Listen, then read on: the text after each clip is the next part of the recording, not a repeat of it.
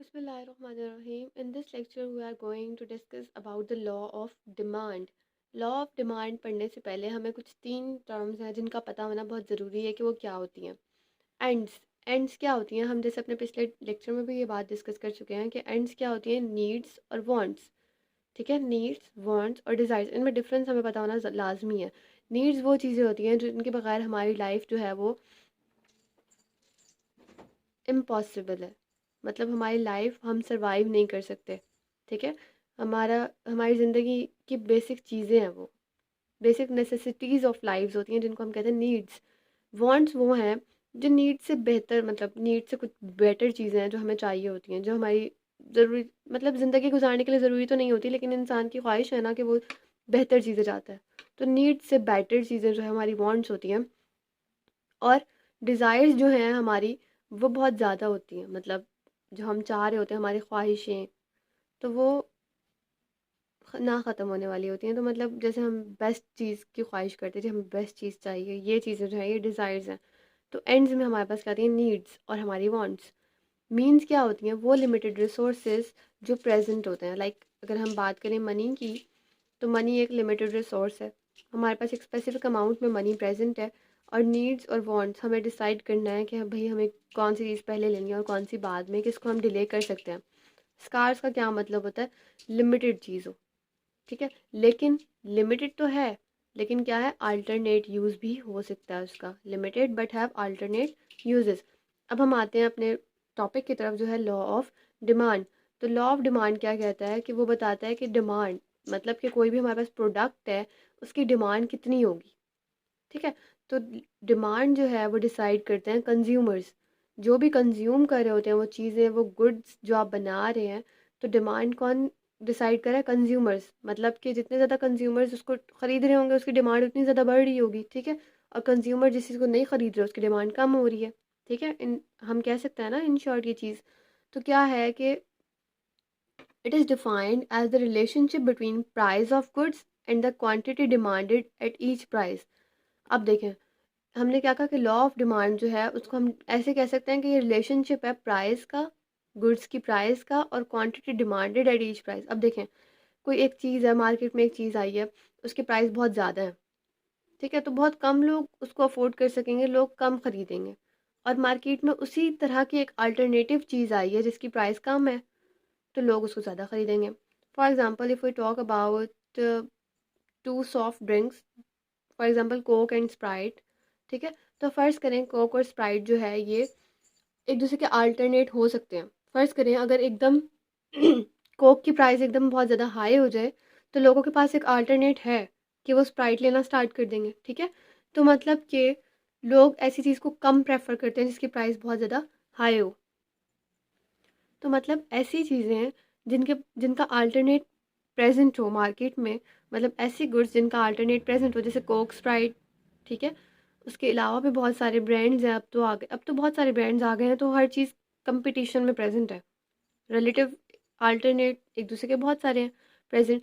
तो मतलब कि अगर किसी चीज़ की प्राइस हाई होगी तो उसकी डिमांड ऑटोमेटिकली कम होगी। अब ये पर्सन टू पर्सन वेरी भी कर सकती है, कुछ लोग हैं जो अफोर्ड कर सकते हैं, लेकिन मोस्टली मेजॉरिटी जो है वो अफोर्ड नहीं कर सकती। फॉर एग्जांपल यहाँ पर एक छोटी सी एक एग्जांपल है, मतलब बस आपको समझाने के लिए, ग्राफ इससे रिलेटेड नहीं है, ग्राफ थोड़ा डिफरेंट है, वो हम बाद में डिस्कस करेंगे। ये आपको वैसे ही समझाने के लिए एक चीज़ है। फ़र्ज़ करें एक चीज़ की प्राइस जो है वो 10 रुपीज़ है। ठीक है, एक पर्सन आया उसने वो 17 ले ली। ठीक है, दूसरा आया उसने 10 ले ली, तीसरा आया उसने 21 ले ली, तो टोटल कितनी बन गई, 48। उसकी कितनी सेल हुई, 48 आइटम्स, उसके 48 गुड्स जो है उसकी वो सेल हो गई। अब फ़र्ज़ करें उसी चीज़ की प्राइस जो है वो बढ़ के 20 हो गई, या आप किसी और चीज़ की प्राइस ले लें कि 20 रुपीज़ है, तो मतलब 15 ली किसी ने, जिसने 10 ली थी पहले उसने 7 ली, क्योंकि उसकी प्राइस ज़्यादा हो गई। जिसने 21 ली थी उसने 20 ली, तो टोटल कितनी हो गई, 42। मतलब कि कम हुई ना, इसने भी थोड़ी कम ली, इसने भी थोड़ी कम ली, इसने भी थोड़ी कम ली। इस तरह ही आप अगर प्राइस बढ़ाते जाएंगे तो डिमांड जो है वो कम होती जाएगी। और अगर आप टोटल देखें रेट, तो जैसे जैसे प्राइस जो है वो बढ़ रही है, उसी तरह यहाँ पर अगर आप नोटिस करें तो टोटल जो उसकी डिमांड है वो कम हो रही है। ठीक है, तो इसी से रिलेटेड हम एक ग्राफ डिस्कस करेंगे जो इन वैल्यूज़ पर तो नहीं बेस करा, लेकिन वैसे एक अजम्पशन की गई वैल्यूज़ हैं, यानी अज्यूम की गई कुछ वैल्यूज़ हैं जो आपको बताएंगे कि डिमांड जो है हमारा, लॉ ऑफ डिमांड, उसका ग्राफ क्या होगा। ये है हमारे पास डिमांड कर्व या लॉ ऑफ डिमांड का ग्राफ। अब इस ग्राफ में हम दो चीज़ें लेते हैं, जैसे हमने कहा कि रिलेशनशिप होता है प्राइस का और क्वांटिटी का, तो हम यहाँ पर दो चीज़ें लेंगे, एक प्राइस और एक क्वांटिटी। यहाँ पर वाई एक्सिस पे हमने रखा प्राइस को और यहाँ पर हमने रखा क्वांटिटी को। अब देखें, प्राइस जो है अगर 50 रुपीज़ है तो बहुत कम लोग इसको अफोर्ड कर सक रहे होंगे, ठीक है। तो फ़र्ज़ करें इसकी डिमांड जो है वो 10 है, मतलब बहुत कम है, मतलब क्वांटिटी 10 चाहिए हमें और प्राइस कितनी है 50, ठीक है। अगर प्राइस थोड़ी कम हुई 40 हुई तो डिमांड जो है वो थोड़ी सी बढ़ गई, यानी क्वांटिटी हमें चाहिए जो वो हो गई 20। या अगर हम इसको नीचे से स्टार्ट करना चाहते हैं मतलब 10 से, तो आप देखें यहाँ पर जब प्राइस जो है वो 10 रुपीज़ है तो उसके परचेज करने वाले बहुत ज़्यादा हैं, तो क्वांटिटी कितनी चाहिए होगी ज़्यादा, ठीक है। डिमांड कितनी होगी ज़्यादा। अगर प्राइस उसकी बढ़ गई है तो यहाँ पर आप देख सकते हैं उसकी डिमांड जो है वो कम हो गई है। इस तरह आप एक बेसिक वैल्यूज़ लेकर एक ग्राफ बना सकते हैं और ये फिर कर्व आएगी आपके पास, ये जो स्ट्रेट लाइन आ रही है, जो ग्राफ आ रहा है, इसको हम कहते हैं डिमांड कर्व, यानी कि ये डिमांड बता रही है। प्राइस जैसे जैसे जो है वो इंक्रीज हो रहे हैं तो डिमांड जो है या क्वांटिटी जो है डिमांडेड वो कम हो रही है। इस ग्राफ को देखकर हम क्या क्या बातें जो है वो पता लगा सकते हैं, उनमें हम देखते हैं कि पहली पहली बात हमें क्या पता लग रही है कि क्वांटिटी और प्राइस इनके दरमियान जो है वो, सॉरी यहाँ पर प्राइस आएगा, मतलब कि क्वांटिटी और प्राइस के दरमियान जो है वो इन्वर्स रिलेशन है। नेक्स्ट चीज़ हमें क्या पता लगी कि डिमांड कर्व, ये जो डिमांड कर्व है ये डाउनवर्ड आ रही है, मतलब कि demand curve is downward sloping, ठीक है। तीसरी बात हमें क्या पता लगी, अगर बाकी सब फैक्टर्स जो है वो कांस्टेंट हो तो इन्वर्स रिलेशन जो है इनके दरमियान आएगा, यानी कि price is inversely proportional to 1 over quantity या price is inversely relation to quantity. अब देखें, हमने कहा कि बाकी सब चीज़ें कांस्टेंट रखी हैं।